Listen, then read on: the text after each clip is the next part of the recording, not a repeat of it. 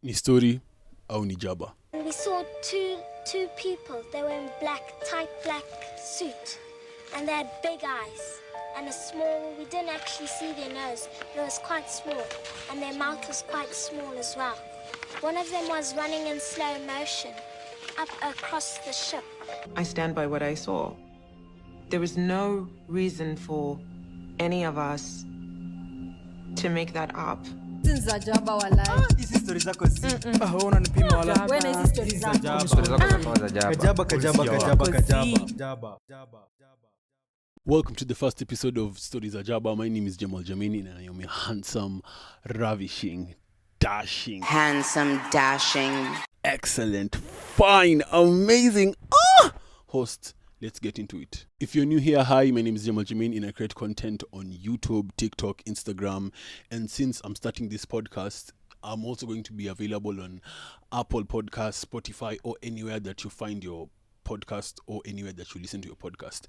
Make sure to follow this podcast if you like listening to interesting, unique experiences and events in the world, because I'll be covering them on episodes, and this is season 1, episode 1 of Stories Ajaba. Hey! And on the first episode of Stories Ajaba, I'm going to be telling you a story that sounds something like Men in Black, something that looks straight out of a movie, and this will be the Ariel school UFO incident. Is it Ariel or Ariel? I don't know. Fact check.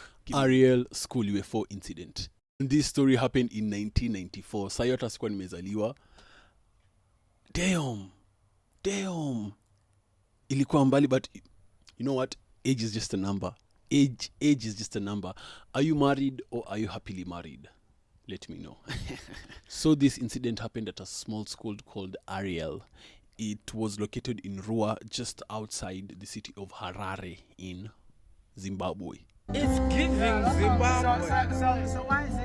It's giving Zimbabwe. Picture this, it's just a normal Friday morning. Watu wanacheza nje, the kids are playing, it's recess, it's break time, it's sunny as hell, kama summer, and everything is just going on well. The teachers wako staff room, wanakula mamkate wakisengenya students as always, but it wasn't just a normal day. Something strange appears in the sky, and some of the students start looking up at it. Wakiangalia like yo ni nini. Something is just floating, and it's silver and it's round and it's like just floating above the sky. Some students could tell that it's not a plane because obviously they've seen planes.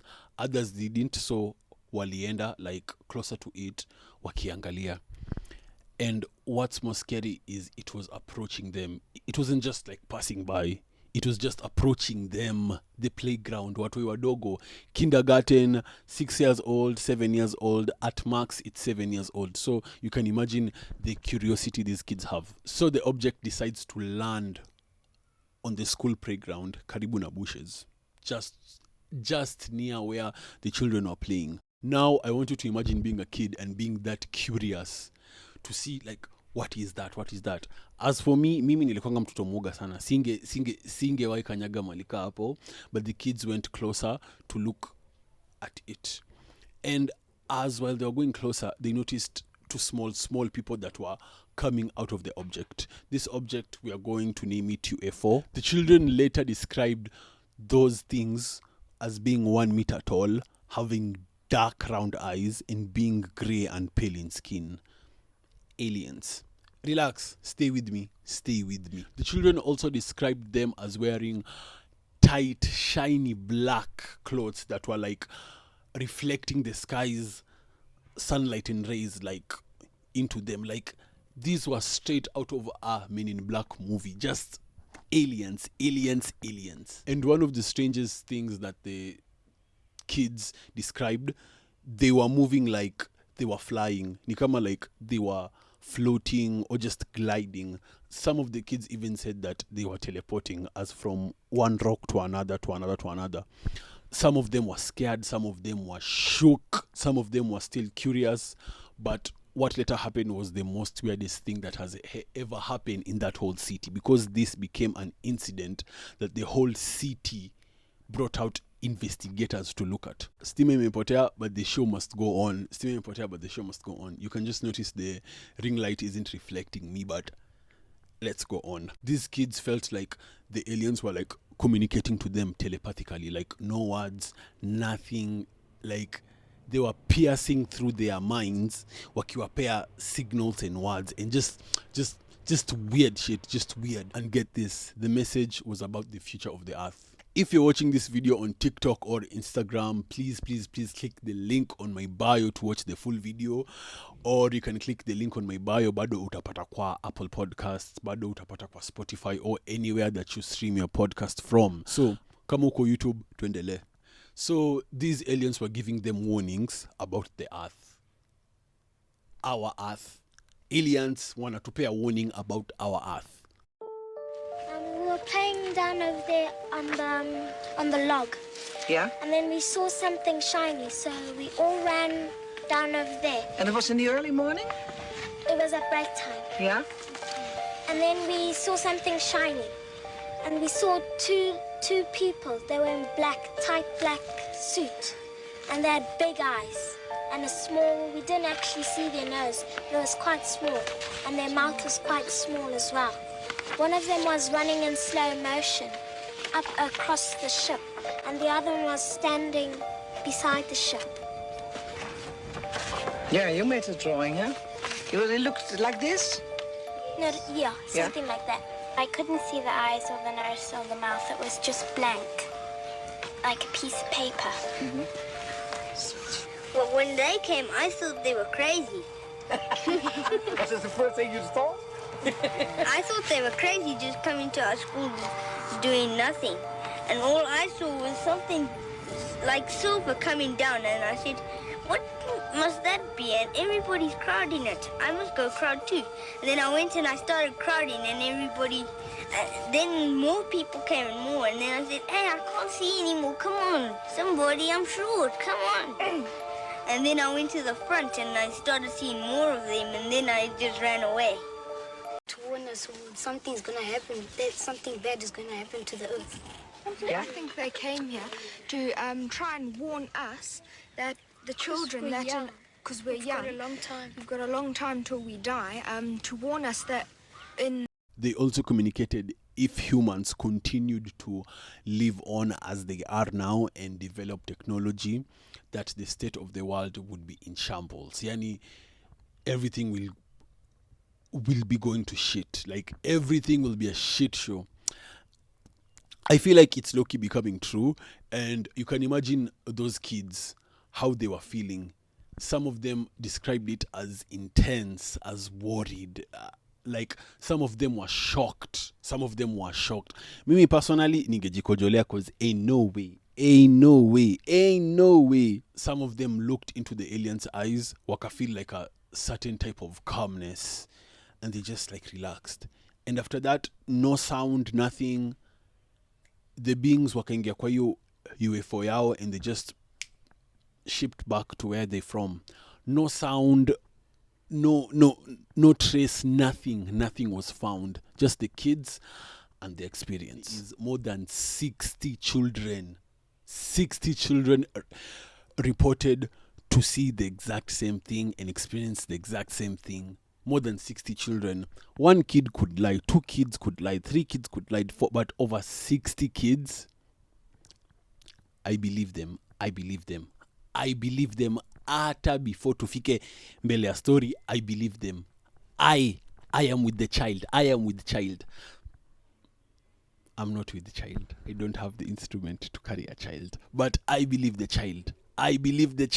So the teachers came out kama wameshiba na wamekula mkate zao, and they were told by the students of what happened. Some of the students were still shook, and this news spread. It spread town mzima. With that, investigators were being sent to the school to investigate the kids on how this actually happened. Ama kama ni imagination yao. And this got the attention of one of the most well-known investigator called John E. Mark from Harvard. Mnajua pia mimi nilienda Harvard. Like musinione hivyo, mimi ni star. did Harvard. John Emack interviewed the children separately, and he reported that the children said the exact same thing. And this is very rare to find in a case where children are lying, because normally the stories would be inconsistent. But the investigator was like, yeah, this happened. I feel like this happened because every child wanasema the exact same thing, the exact same description, the exact same message. Like, everything that happened, he believed it. I do too. For years, people debated on that story. And that story didn't just end in 1994. It continued. Because decades later, those kids are now teachers, medical doctors, engineers, just they are big people, and they were brought back again to be interviewed. Again, after years. Many of them told the exact same story, the exact same description. They were even told to draw what they saw, and they draw the exact same things. The consistency was there. For the first time in nearly 20 years, the Ariel school children gathered from the four corners of the world to talk to each other about the experience they shared that September morning. I remember something there. One they all still struggle to understand. You know that it's moving, but I stand by what I saw. There was no reason for any of us to make that up. I've not spoken to anybody about it. Not because I'm not proud of it, but because I don't want the stigma. So it's something that I've had to deal with for 19 and a half years. I don't want to say I felt like I knew it, but I knew that I didn't have to be afraid of it. They took us back to the moment of contact. Exactly how I felt, exactly. The details still seared into memory. I was with one of the other girls and saying to her, this is amazing. We all were just stopped in our tracks. A little man appeared on top of the actual craft. And that moment for me was very distinct because I was like, that's not human. Well, I was just completely engulfed in these eyes. The eyes, and in that moment, however long it was, because I have no idea of the time frame, it was mesmerizing. There was no talking. It's all just images in the head.